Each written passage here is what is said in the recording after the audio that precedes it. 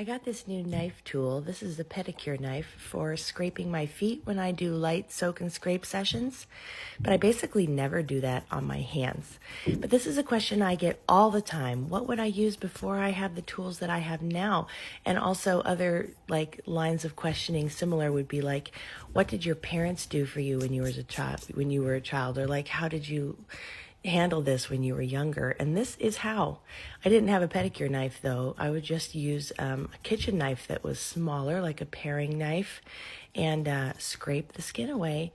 But as you can see, it's not a very effective method. This pedicure knife is for scraping feet during pedicures, but it requires a fine touch and a lot of experience because you could totally cut yourself with this.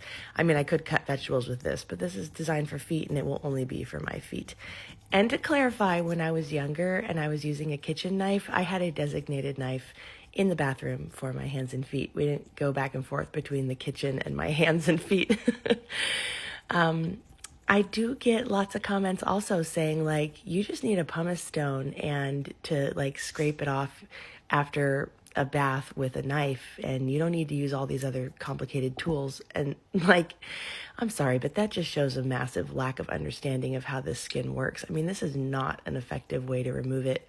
When the skin is wet, it's very rubbery, and so it's hard to get a blade to catch on it because the skin just wants to mush away instead of being caught by the blade, which is why I shave my hands and feet dry, which is why I use the giant colossal cheese grater foot rasp with my skin dry, because that's how you get the tines or the blades to catch on the skin.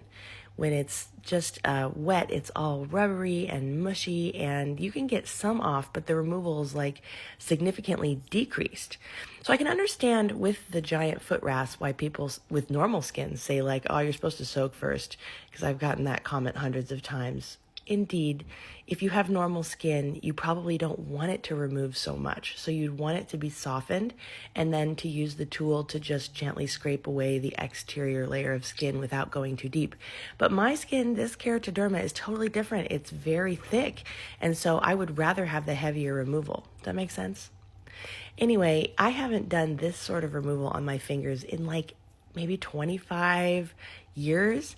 And so it was a bit of a trip to notice that I still had the muscle memory, because this is exactly what I did when I was a kid, 9, 10, 11 years old, late elementary school. After a bath and a shower, every time I would come in with the blade and gently scrape the skin off of my fingers.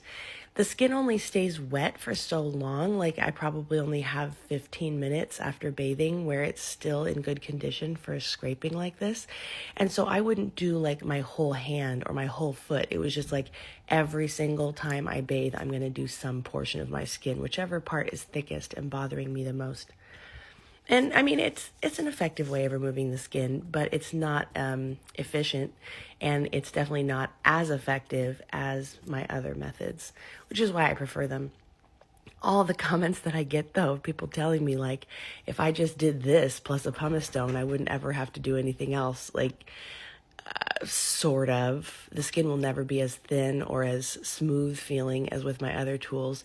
But, also, this is time consuming and choppy. The finish on my fingers is just terrible.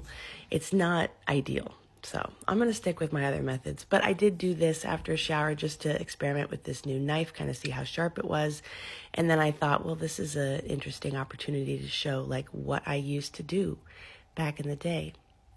I've also gotten many messages from people and emails, because some people can't use TikTok, but they'll find me on YouTube, from people in countries that are much less developed that don't have access to the tools that I have, but they do have this condition, and this is what they do. So it's kind of curious to me to see that in places where other tools are not available, scraping and pumicing is how they handle their skin, which is also how I handled it before I explored more and discovered that other tools were available to me. Man, it was just really a trip to do this after not having done it for so long, and to kind of reflect back on how far I've come and how much better I can take care of my skin now. I won't be doing this again, but I hope you enjoyed.